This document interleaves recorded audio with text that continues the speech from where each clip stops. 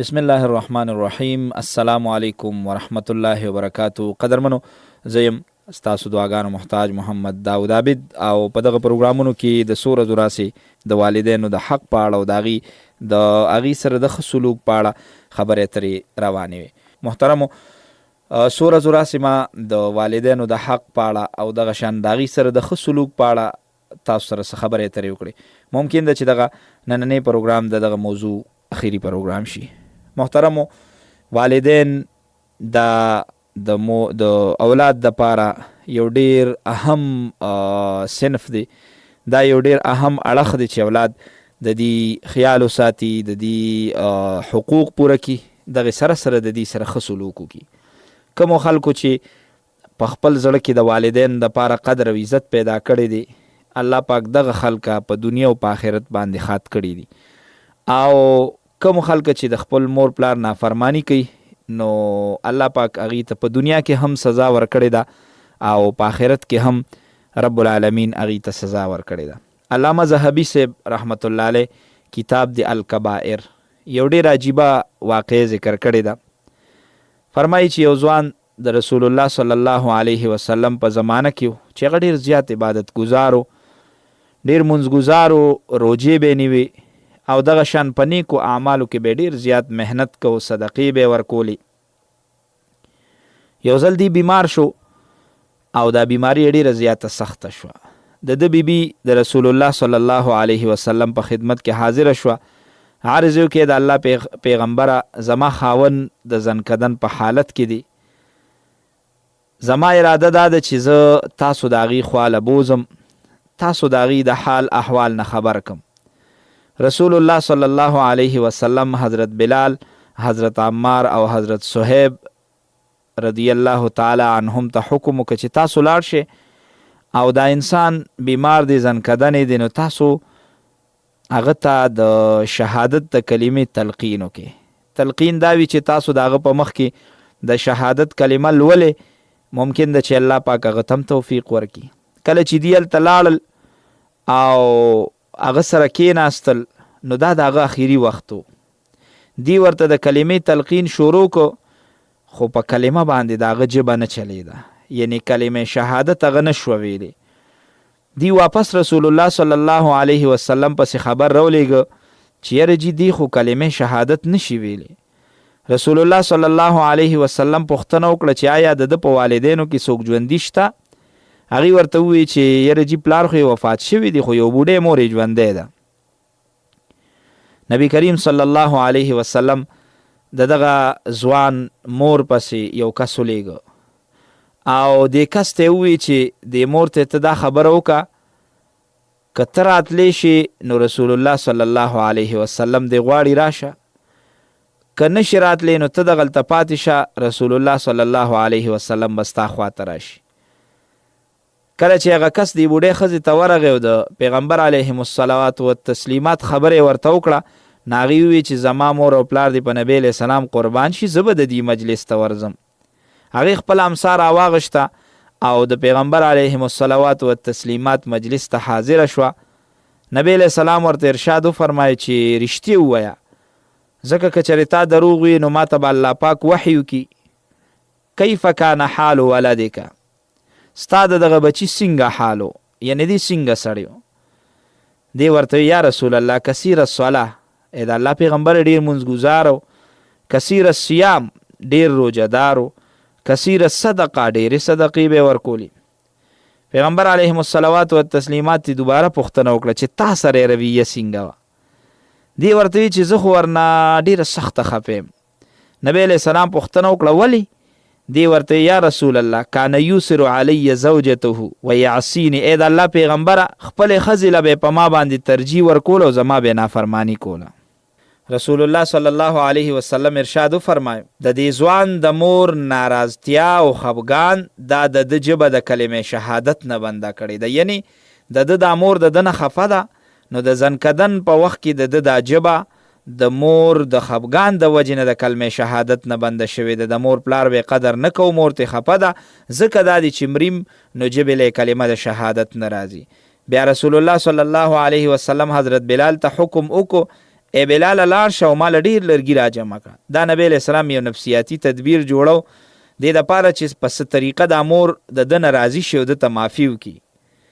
دې بوډۍ ته تپوس وکړه چې د الله رسوله په دې لرګو څه کې؟ پیغمبر علیه السلام ورته ارشاد وفرمایه چې ستا د وړاندې ستا دا زوی په دې اور کې سوځوم. هغې ورته ویې د الله پیغمبره دا زما بچي دي، تاسو چې دي زما د وړاندې سوځوئ نو دا خو به زه نشم، دا به زه څنګه برداشت کړم. رسول الله صلی الله علیه وسلم ورته ارشاد وفرمایه ای بوډۍ دا ستا زوی چې ستا د خفګان د لاسه کم عذاب ته روان دی هغه د الله عذاب خو د دې هم ډېر سخت دی او هغه ډېر باقي پاتې کیدونکی دی. که چېرته ته په دې خوشحالیږي چې الله پاک ده ته بخښنه وکړي نو ته د ده نه راضي شه، ځکه زما د په هغه ذات باندې قسم یي د چا په قبضه کې چې زما سا ده تر څو پورې چې ته د ده نه خفه یې تر هغې پورې به الله پاک د ده مونځ روژه او صدقه نه قبلوي او ده ته به هېڅ فایده نه میلاوي. کله چې بوډۍ دا خبرې واورېدې نو ویې ویې د الله رسوله زه الله پرشتې او دا حاضر مسلمانان ټول ګواه کوم چې زه د دې خپل بچي نه راضي یم. نبی علیه السلام حضرت بلال ته ارشاد وفرمایه ای بلاله ته ورشه او دغه ځوان وګوره چې دی اوس کلمه د شهادت ویلی شي که نه شي، ځکه کیدی شي د مور ورته د زړه نه معافي نه وي کړی بلکې دی زما نه حیا کړي او د هغې په وجه یې کړي. کله چې حضرت بلال ورغې او کور ته وردننه شو نو د هغه ځوان خوله چې وه ژبه چې وه هغه په کلمه باندې جاري شوه. کله چې دی دننه ورغې خلکو ته یې ووي ای خلکو د دغه ځوان مور د خفګان په وجه د ده په ژبه باندې کلمه نه جاري کېده، اوس چې مور ورنه راضي شون د ده په ژبه باندې کلمه جاري شو. بیا دغه ځوان هم په دغه ورځ باندې وفات شو.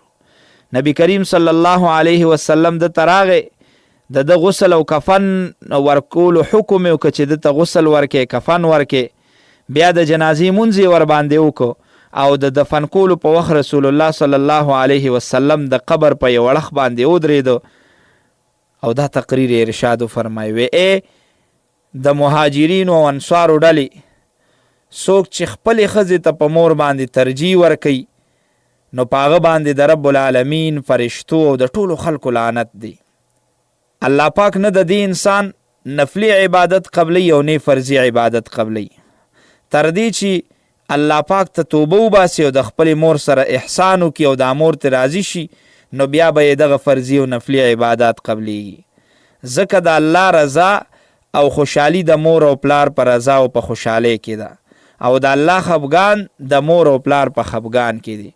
نو د مور او پلار د دواړو خیال ساتل پکار دی، د مور او پلار د دواړو د رضامندۍ خیال ساتل پکار دی. او بیا مخکې پروګرامونو کې ما تاسو ته دا خبره وکړه چې دغه مور او پلار د خپل بچو دپاره څومره ځانونه ستړي کړي وي، بیا دغه بچي چې روچت شي نو هغې عجیبه عجیبه سوچونه او عجیبه عجیبه خبرې کوي. امام قرطبي صاحب رحمت الله علیه په خپل سند باندې د حضرت جابر رضی الله تعالی عنه نه روایت نقل کړی دی او دا روایت مختلفو مشرانو لکه علامه علوسی صاحب رحمت الله علیه په خپل تفسیر روح المانی کې او دغه شان حضرت مفتی محمد شفیع صاحب رحمت الله علیه په خپل تفسیر معرف القرآن کې هم نقل کړی دی. فرمایي یو سړی رسول الله صلی الله علیه وسلم تراغه وی اے د الله پیغمبر ان ابي اخذ مالی، اے د الله پیغمبر زما پلار زما مال غشت دی. نبی علیہ السلام د کس ته ارشاد وفرمای فاتنی بابیک ورشه ماته د خپل پلار راوله. کله چې دغه کس لاړه نو په دې وخت کې حضرت جبریل علیه السلام راغی او رسول الله صلی الله علیه وسلم ته عرض وکړو اے د الله پیغمبره ان الله عز وجل یقرئک السلام، الله پاک درته سلام وی ویقول لك او تا ته دا وایي چې اذا جاءك الشیخ فاسأله عن شیء قاله في نفسه ما سمعته اذناه. اے د الله پیغمبره کله چې دا لک د خپل پلار راولي دا بوډا سړی راشي نو دی بوډا سړی نه دا تپوس وکړه چې ستا په زړه کې داسې څه تیر شو، څه خبرې تیرې شوې چې هغه ستا غوږونو هم نه دي اورېدلې، دا ماته لګي ووایه. هر کله چې د دغه هلک پلار راورسېد نبی علیه السلام ورته همدغه خبره ارشاد وفرمایله چې یاره ستا زوی ستا نه شکایت کوي چې ما نه خپل پلار مال اغوښتې دي. آیا دا رښتیا خبره ده؟ د مال غشتو اراده دي د دنه مال اخلي. هغه ورته وی ای د الله رسوله تاسو په خپل هم زما د زوی نه تپوس وکې، زه خو دا مال صرف او صرف د ده یو ترور د هغې دپاره او یو بله ترور یې دغه دواړو تروریانو باندې د خرج کولو دپاره چې د هغې زما نه بغیر بل څوک نشته، دغه مال دنه اخلمه. رسول الله صلی الله علیه وسلم ورته ارشاد وفرمایه چې دا خبره پرېږده، البته اخبرني عن شیء قلته فی نفسک ما سمعته اذناک، دا خبره پرېږده د دې بدله زه حل روباسم، خو هغه خبرې چې تا په زړه کې تېرې شوې ستا غوږونو نه دي اورېدلې دا راته ووایه. هغه ورته ویې د الله پیغمبره په الله پاک مې د قسمې چې په هره معامله کې زمونږ په تا باندې ایمان او یقین زیاتېږي، ځکه کومې خبرې چې زما غوږونو هم نه دي اورېدلې د هغې تاسو ته څنګه پته ولګېده، خو تاسو د الله پاک پیغمبر یې نو الله پاک تاسو ته وښوده، نو زما د زړه خبرې هم تاسو ته ښودلې دي چې یاره د ده په زړه کې خبرې راغلي. بیا دې سړي ووی چې بلکل دا حقیقت دی چې ما څو شعرونه په زړه کې ویلي دي او هغه مې په داسې طریقه ویلي دي چې زما غوږونه هم هغې نه بې خبره دي، زما غوږونو هم دا نه دی اورېدلی. رسول الله صلی الله علیه وسلم ورته ارشاد وفرمایي چې ووایه دغه کم شعرونه دي چې زه واورم. د دغه ځوان دی پلار دا اشعار شروع کړل: غزوتک مولودا ومنتک یافعا تعل بما اجنی علیک وتنهل.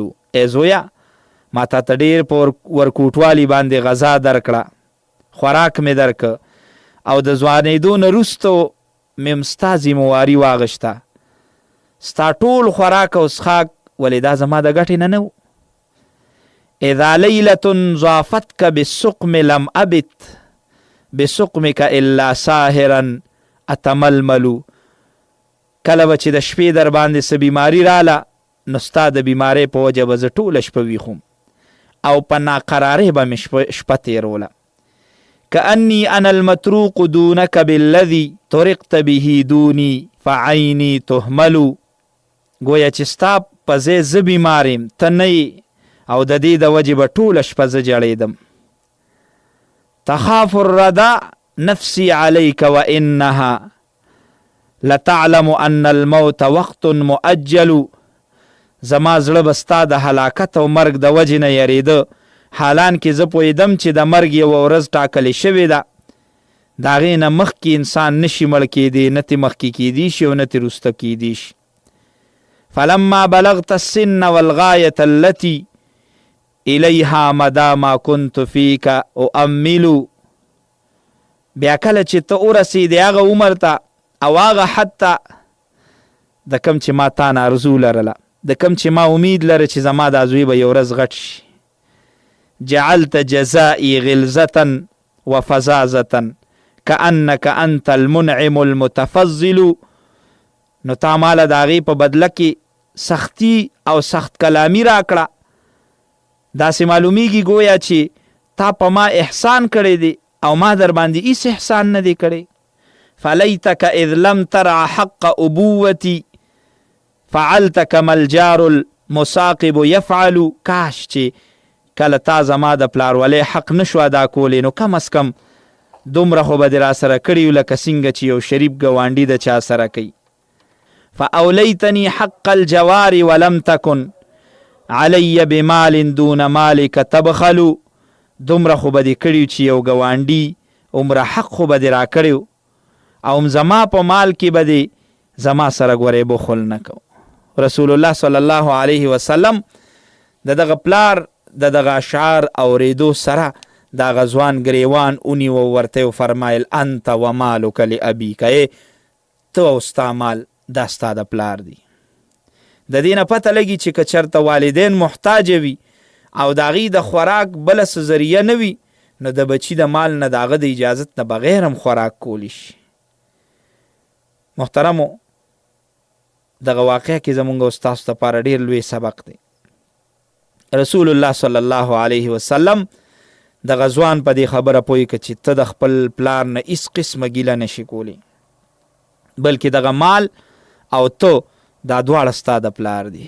د دغه والدینو ډېر زیات حق دی باید چې موږ او تاسو د خپلو والدینو د حقوقو ډېر خیال وساتو، په خصوصي توګه په هغه وخت کې چې دغه مور پلار ستا داسې حالت ته ورسي چې هغوی ستا د خدمت محتاجه شي، نو بالکل د هغوی سره هغه مینه او محبت وکړه لکه کله چې ته ورکوټې وې دوی ستا مینه او محبت تا سره کړی او ستا د هر یو حق یې خیال ساتلی. محترمو، مور او پلار چې کله عمر کې زیات شي نو د هغوی سوچ د عامو کم عمره ماشومانو غوندې کیږي، نو که دغه وخت کې هغه تا نه داسې یو څیز غواړي تا ته یو خبره وکړي نو خیر دی، هغه برداشت که، ځکه ستا په ورکوټوالي باندې ستا دغه مور پلار ستا هر قسمه نازونه برداشت کړي دي، ستا هر قسمه تکلیفونه هغې برداشت کړي دي، نو بالکل که هغې کله د عمر نه زیات شو نو خیر دی، ته د هغې نازونه یوسه، ته د هغې دغه خبرې واوره او هېڅکله کوشش دا مه کوه چې داسې څه کار وکړي یا داسې څه خبره وکړي چې دغه مور پلار ستا نه په هغې باندې راضي شي. په دغه اړه یو ډېره اهمه واقعه چې هغه مولانا روم رحمت الله علیه نقل کړې ده